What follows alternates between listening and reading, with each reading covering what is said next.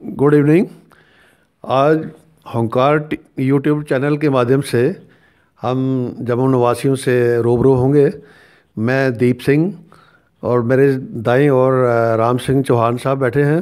ये आम आदमी पार्टी के स्टेट ओबीटी मेंबर हैं। इनके साथ हमारे बीच में डॉक्टर GS चाणक्य साहब हैं। ये ऑल इंडिया किसान सभा के जम्मू कश्मीर के प्रेसिडेंट हैं। इनके साथ हमारे दाईं ओर सरदार परमवीर सिंह जी हैं। ये भी हमारे आम आदमी पार्टी के ये पेशे से आर्किटेक्ट हैं, लेकिन आम आदमी पार्टी के एक सरगर्म कारकुन के तौर पे हम इनको देख रहे हैं। बड़े सरगर्म हैं और बड़े दिल से काम कर रहे हैं। आज का इशू जो है, आज हम एक इम्पॉर्टेंट पॉइंट पर बात करने वाले हैं। परसों आपने सबने देखा होगा कि अखबारों में उमर अब्दुल्ला साहब ने एक स्टेटमेंट था उनका कि जम्मू कश्मीर में जो कोलिशन कल्चर है ये फेल हो चुका है, तो ये काम का नहीं साबित हुआ। तो जम्मू कश्मीर के लोग इस दफ़ा आने वाले असम्बली इंतखाबात में नेशनल कॉन्फ्रेंस को हम वोट करें और नेशनल कॉन्फ्रेंस की मेजॉरिटी सरकार बनाएं, वही एक सियासी हल हो सकता है। तो इस पर दोस्तों सबकी अपनी अपनी राय है। आज हम अपने साथियों से इनका नज़रिया इस बात पर क्या है वो जानना चाहेंगे। तो मैं पहले चौहान साहब से रिक्वेस्ट करूंगा ये अपना नज़रिया ब्रीफ में आपके सामने शेयर करें। थैंक यू सरदार साहब। इस बयान पर मैं इतना कहना चाहता हूं कि नेशनल कॉन्फ्रेंस को इस रियासत में हुकूमत करते हुए कई दहाइयाँ गुजर गई हैं। क्यों दें इनको वोट? उमर अब्दुल्ला साहब कह रहे हैं कि हमको वोट दो, क्यों दें?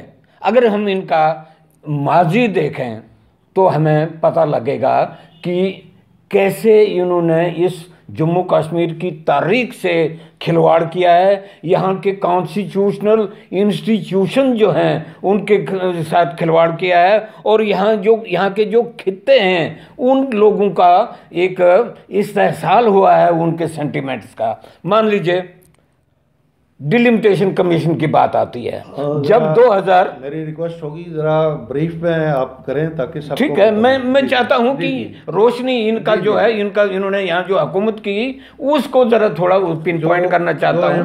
अहम निकात हैं जो पॉइंट्स हैं उन्हीं पर बात करिए। सही बात है। मसलन मैंने जिक्र किया डिलिमिटेशन कमीशन का। 2002 में वाजपेयी साहब के वक्त में जो एक पार्लियामेंट में उन्होंने कानून पास किया कि 2026 तक कोई भी असेंबली या पार्लियामेंट्री कॉन्स्टिट्यूंसी जो है वो इंक्रीज या डिक्रीज नहीं होगी।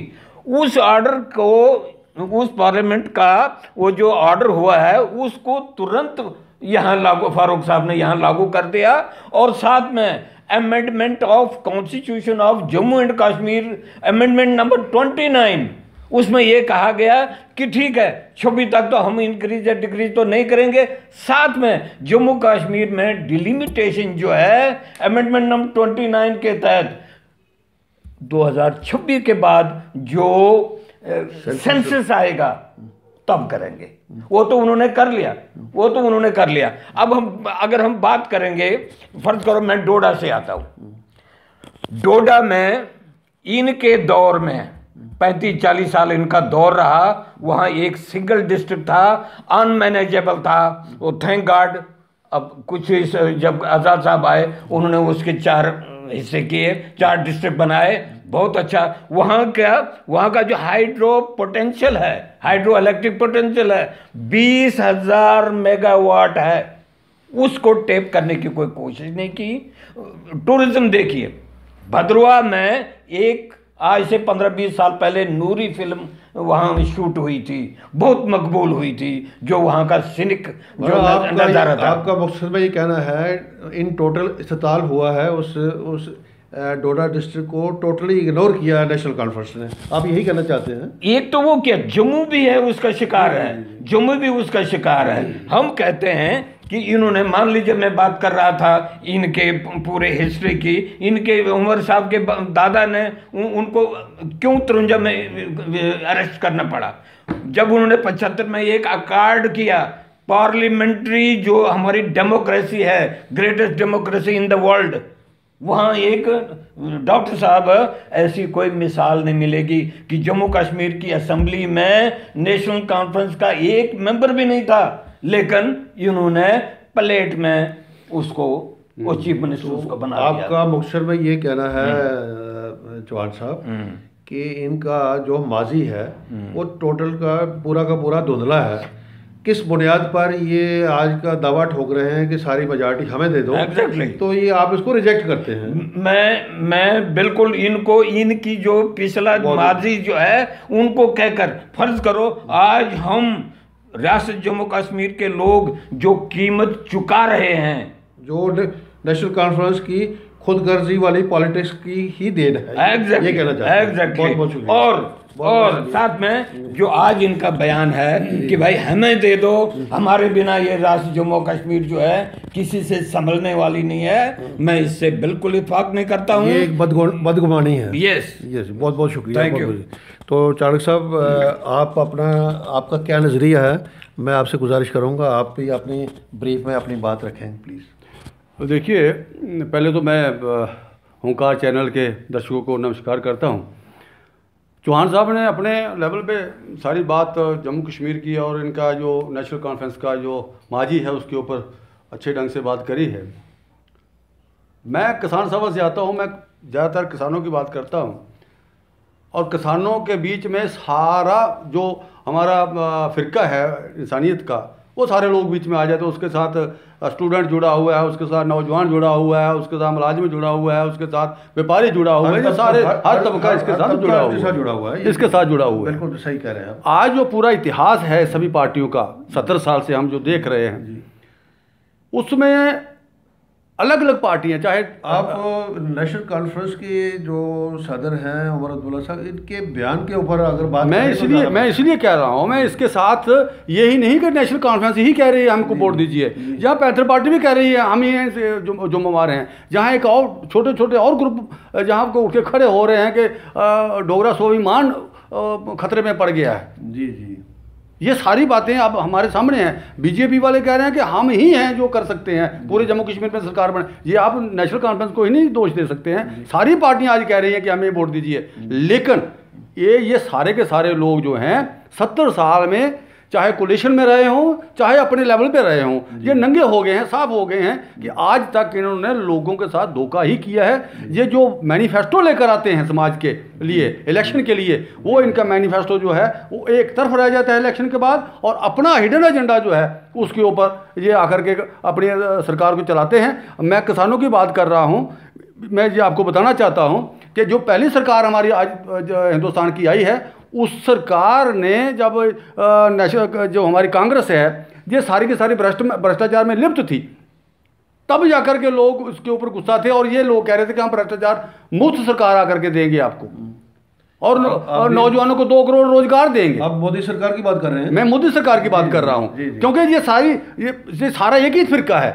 17 साल से हम इनको ही देख रहे हैं। और आज जो हालात पैदा हुए हैं कि ये जो एजेंडा लेकर आए थे लोगों को रोजगार देने का, लोगों को 2 करोड़ नौकरियां देने का, लोगों के खाते में 15-15 लाख देने का, वो सारे के सारा पीछे रह गया। वो तो जुमला पार्टी मशहूर हो चुकी है। नहीं, सारी ही पार्टी जुमला पार्टी। आप उमर अब्दुल्ला के बयान के ऊपर बात करें कि क्या ये भी महज जुमला है? मैं इसलिए कह रहा हूं कि ये भी इसी तरीके से कहते थे। जब 47 के बाद जितनी इलेक्शन हुई हैं हम सुनते आए हैं, पहले तो हमने चाहे नहीं सुना होगा, उसके बाद सुनते आए हैं कि हम हर एक घर एक नौकरी दे देंगे, आप हमें वोट दीजिए। और लोग बेचारे एप्लीकेशन लेकर के इनके घर चले गए, जो हमें नौकरी दीजिए, हम आपके साथ हैं। क्या हुआ आखिर? दूसरा, आज भी किसान बॉर्डर के ऊपर रोज फायरिंग से मर रहा है। देखें, उसमें आप ये बात भी देखें, जो करप्शन के महाज पर इनकी कौन सी इन्होंने तीर मारे हैं। हाँ, बिल्कुल ठीक है। देखें, जो एंटी करप्शन बॉडीज बनी, अकाउंटेबिलिटी कमीशन को तहस नहस करने का काम उमर अब्दुल्ला की क़यादत वाली कांग्रेस और नेशनल कॉन्फ्रेंस सरकार ने नहीं किया, बिल्कुल किया है। इसी तरह जो अपना विजिलेंस कमीशन बनाया है, स्टेट विजिलेंस कमीशन, उसकी जो लेजिस्लेशन करके उसकी लेजिस्लेशन और अकाउंटेबिलिटी कमीशन की लेजिस्लेशन दोनों को देखें, दोनों को इन्होंने एक नीयत के साथ, एक प्लान के साथ नकारा बना के रख दिया है। टूथलेस टाइगर बना दिया। जो करोड़ों रुपए मंथली साल के उन पर खर्च किए जा रहे हैं और लोग करप्शन में हमारा जम्मू कश्मीर आगे से आगे ही जा रहा है। ये भी नेशनल कॉन्फ्रेंस, ये सारा उसमें नेशनल कॉन्फ्रेंस भी शामिल है, उसमें बीजेपी भी, पीडीपी, ये सारे लोग इसमें, कांग्रेस भी इसमें, आप किसी को छोड़ नहीं सकते हैं। जी जी जी। तो आपका ये डॉक्टर साहब ये है कि जो नेशनल कॉन्फ्रेंस के उमर अब्दुल्ला साहब का बयान है, आप इसको मुस्तरद करते हैं? मैं इसको मुस्तरद करता हूँ। मैं सारी पार्टियों के जो हक की बात कर रहे हैं कि हमें वोट दीजिए, मैं कह रहा हूँ, आवाम से अपील करना चाह रहा हूँ कि जो नौजवान है आज हिंदुस्तान में 50% से ज़्यादा नौजवान है। नौजवान जब अपने रोजगार की बात नहीं करेगा और रोजगार के ऊपर वोट नहीं डालेगा, तब तक इन पार्टियों के छलावे में हम इसमें मुलव्वस होते जाएंगे, हम इसमें घुस जाएंगे। नौजवानों के इंटरेस्ट के साथ क्या हो रहा है, जो स्टेट रिक्रूटमेंट बोर्ड है, आए दिन उसमें वो धांधली के इल्ज़ाम लगते हैं। पब्लिक सर्विस कमीशन है, उसकी देन जो गया है, हमारे केएस के एस्पिरेंट्स तो दूसरे लोग हैं वो सड़कों पे मुजाहरा करने पर मजबूर हो गए हैं। सरदार साहब, अभी ये जेड के बैंक में जो भर्ती हुई, उसका घोटाला मंजर आम पर आया। नहीं देखे ना, उसमें घोटाला हुआ। हमारे स्टेट के गवर्नर ने एक दिन कहा उसमें बड़ी धांधली है, 2 दिन के बाद दिल्ली से डांट पड़ती है, 2 दिन के बाद गवर्नर साहब कहते नहीं नहीं नहीं नहीं जम्मू कश्मीर तो बिल्कुल ठीक है। तो ये सारा मिला के एक जो रवायती पार्टियों का जो गंदा खेल है, ये बुरी तरह से बेनकाब हो चुका है। आपका मैं बिल्कुल यही कह रहा हूँ, मैं बिल्कुल आपसे सहमत हूँ कि ये जो पार्टियां हैं, इन पार्टियों ने नौजवानों को बरगला करके वोट लिया है। जी जी। नौजवानों के लिए इन्होंने कुछ नहीं किया है। आज जो भर्तियां निकलती हैं, 1000 पोस्ट के लिए 10 लाख लोग आकर के उसमें शामिल होते हैं, और ये लोग भर्ती करने के लिए नहीं है। जो इंटरव्यू लेते हैं वो उनको भर्ती करने के लिए इंटरव्यू नहीं लेते हैं, उनको निकालने के लिए इंटरव्यू लेते हैं। और इंटरव्यू पे भी सवालिया निशान लग रहे हैं। उसमें वीडियोग्राफी की बात कई दफ़ा चली, लेकिन इन हुक्मरानों ने अपने ज़ाती मफादात को तरजीह देते हुए उस एक इम्पॉर्टेंट पॉइंट को हमेशा रिजेक्ट, इग्नोर किया। बिल्कुल, इसलिए अगर वो वीडियोग्राफी हो तो हमारे नौजवान तबके में एक एतमाद आएगा, उनके अंदर ट्रांसपेरेंसी आएगी। मैं इसलिए कह रहा हूँ कि हमारे स्टूडेंट को, यूथ को, नौजवानों को, ये जो हमारे किसान हैं, मजदूर हैं, सबको मिल करके एक प्लेटफार्म पर इकट्ठा होकर के जात और धर्म से परे उठ करके अब फैसला लेना चाहिए कि हमें कौन सी सरकार चाहिए और हमने क्या फैसला लेना जो हमारी बात करे। एक बात आप उससे भी मेरे साथ मुत्फिक होंगे। अभी देखें 15 साल से हम देख रहे हैं कि बेशुमार लोग, गरीब लोग, जो अब उम्र में भी एक ओवर एज भी होने वाले हैं, उनको PHE में डेली वेजर, PDD में डेली वेजर, उधर डेली वेजर, उधर हज़ारों की तादाद में वो बेचारे सड़कों पे हाय हाय हाय इनकी जान को रो रहे हैं। बिल्कुल ठीक है, बिल्कुल दुख होता है। इतना जुल्म करने के बाद ये कौन सा मुंह लेके ये दवा ठोकने में लगे हैं कि हमें मेजॉरिटी दे दो, हम रातों रात सब कुछ बदल देंगे। भाई उमर साहब को मेरे ख्याल में ये बात कहने से पहले अपने अंदर झांक लेना चाहिए कि इनका माजी क्या है। बिल्कुल बिल्कुल। तो मेरी गुजारिश होगी सरदार परमवीर सिंह जी से, ये भी अपनी बात ब्रीफ पे अपना व्यू पॉइंट रखें। बहुत बहुत शुक्रिया जी। शुक्रिया दीप सिंह जी, आपने मुझे वक्त दिया कि मैं यहाँ वो कुछ कह सकूँ उमर साहब के बयान को लेकर के। पहले तो हुंकार चैनल को बड़ी बड़ी मुबारकबाद है कि उन्होंने एक चैनल शुरू किया है और वो ऐसी डिबेट ला रहे हैं जो बेसिकली हर उस आदमी के लिए ज़रूरी है जिसके घर में बच्चे अभी छोटे हैं, या जिसके बच्चे जवान हैं, या जिसके बच्चे नौकरी करने के लिए जा रहे हैं, और जिन लोगों को ज़रूरत है आज किसी भी काम की जिसकी वजह से उन लोगों को घर चल सके। बाकी बात रही उमर साहब की, उन्होंने एक बयान दिया है कि हमें अब कोलेशन का ज़माना चला जाना चाहिए JNK स्टेट से, तो नेशनल कॉन्फ्रेंस को फुल मेजॉरिटी देनी चाहिए। पहले तो मैं ये कहूँगा कि जब मैं अभी मेरी उम्र ऐसी है कि मैंने कश्मीर का मिलिटेंसी का दौर भी सुना है, और 96 में जो नेशनल कॉन्फ्रेंस की जो सरकार बन गई, जिसको 3/4 मेजॉरिटी दे दी पूरे स्टेट के लोगों ने मिलके, चाहे वो लेह था, चाहे कश्मीर डिवीज़न थी, चाहे जम्मू डिवीज़न थी, चाहे वो पहाड़ी इलाका था पीर पंचाल का, चाहे वो पुंछ का बॉर्डर एरिया था, चाहे वो कठुआ का बॉर्डर एरिया था, चाहे वो बनी बसोली था। तो उस 6 साल के टेन्योर में जब 3/4 मेजॉरिटी मुझे लगता है किसी भी पार्टी को मिल जाती है सरकार बनाने के लिए, तो वो जो चाहे वो बढ़िया काम अपनी पब्लिक के लिए कर सकती है। देखो, लोगों ने मिलिटेंसी का दौर देखा, दीप सिंह जी आपको बताता हूँ, लोगों ने मिलिटेंसी का दौर देखा लोग बड़े फेडअप हो गए गवर्नर राज से, क्योंकि गवर्नर राज में लोगों के थोड़े काम होते हैं।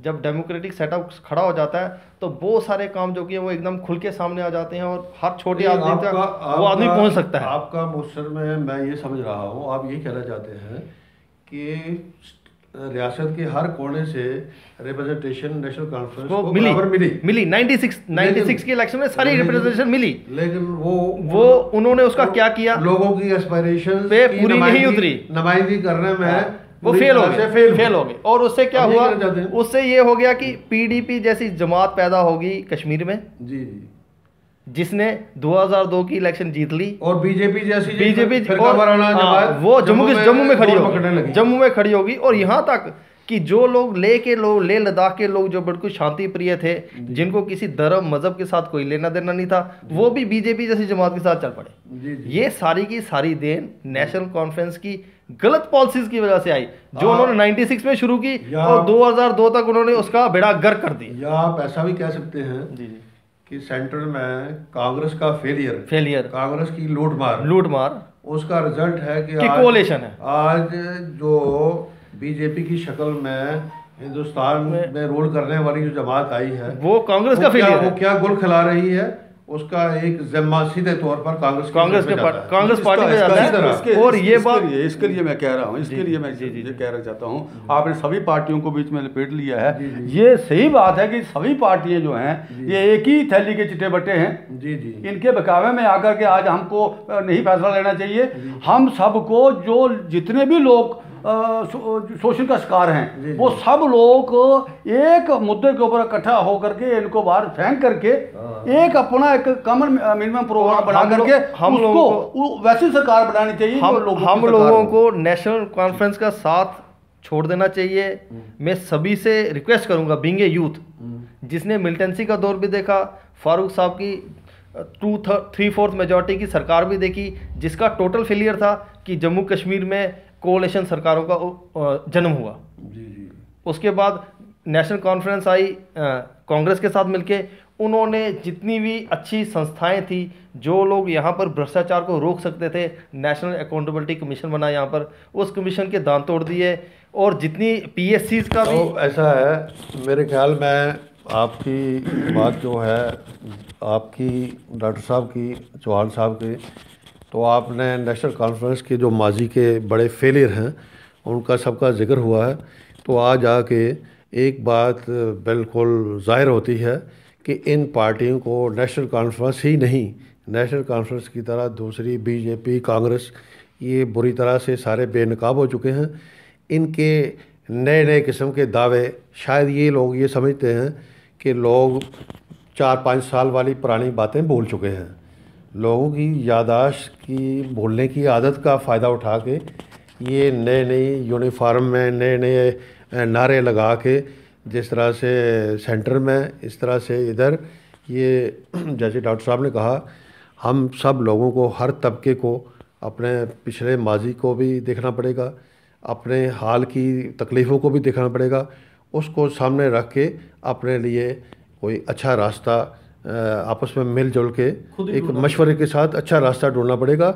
उसमें आम आदमी पार्टी भी एक विकल्प है, उसको भी नज़रअंदाज नहीं किया जा सकता, क्योंकि दिल्ली में उन्होंने, केजरीवाल साहब ने 3.5 साल में वो काम करके दिखाया जो लोग, ये रवायती पार्टियां 20-20 साल नहीं कर सकी। तो ठीक है, ठीक है। तो स्पेंट फोर्सेस को दरकिनार करने का वक्त आ गया है। तो इतना बहुत बहुत शुक्रिया, आप सब लोगों ने अपनी राय रखी। तो आइंदा हम दोबारा मिलेंगे, दोबारा फिर बात होगी। बहुत बहुत शुक्रिया। थैंक यू जी, थैंक यू।